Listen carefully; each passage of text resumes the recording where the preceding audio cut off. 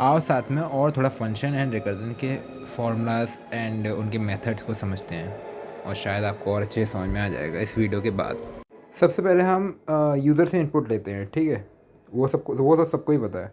और उसके बाद फंक्शन आता है जो कि उस मेथड को कॉल करता है, मतलब उस वैल्यू को कॉल करता है जो कि हमने बात पहले ली है। पर सबसे पहले क्या आता है? फंक्शन, ठीक है।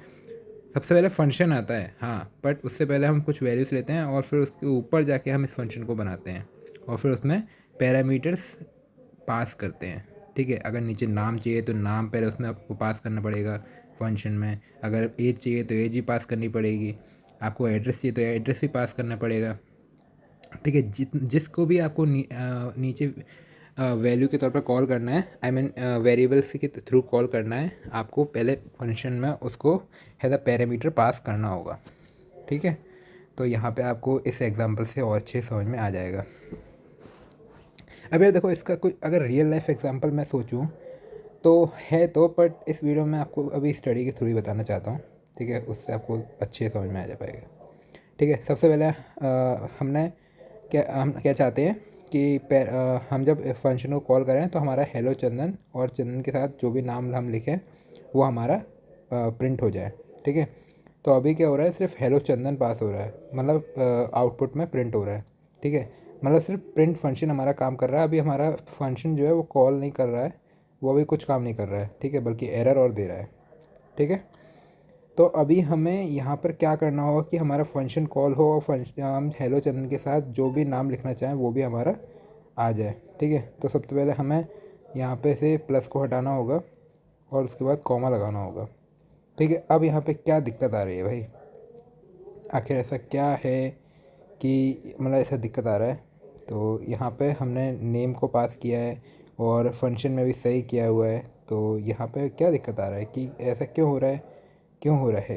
क्योंकि हमने जो गुड बाय में जो नाम गोलू पास किया था उसे हमें हैज़ अ स्ट्रिंग पास करना था, ना कि हैज़ अ इंटीजर।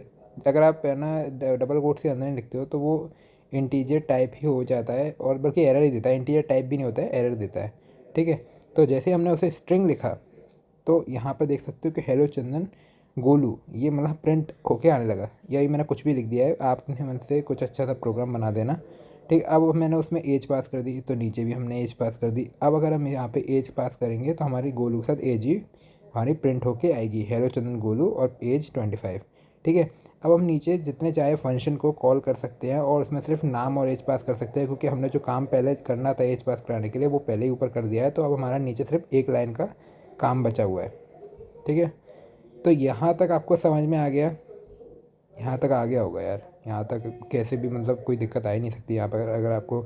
अब यहाँ पे एक और चीज़ देखो, यहाँ पर है ना हमें प्रिंट कराना है ए, क्योंकि हमने गुड बाय जो है उसे ए वेरिएबल में पास किया है। फिर भी हमारा नन क्यों आ रहा है ये बताओ, ठीक है। जबकि हमने ए वेरिएबल में गुड बाय पास कर दिया तो हमारा गुड बाय गोलू 25 भूल पास होके आना चाहिए, पर नहीं आ रहा है। बल्कि अगर हमें प्रिंट ए में कुछ पास कराना है तो हमें ऊपर पहले उसे रिटर्न करना होगा। रिटर्न में जो लिखेंगे वो हमारा वेरिएबल ए में पास होगा, ना कि अगर हम गुड जो फंक्शन है उसे ए वेरिएबल में पास कर देंगे तो हमारा वो प्रिंट होगा, नहीं। आपको ऊपर रिटर्न में जो आपको प्रिंट कराना है, जिसमें ओके पास कराया है, तो हमारा प्रिंट ए की जगह पर ओके पास हो गया, ओके।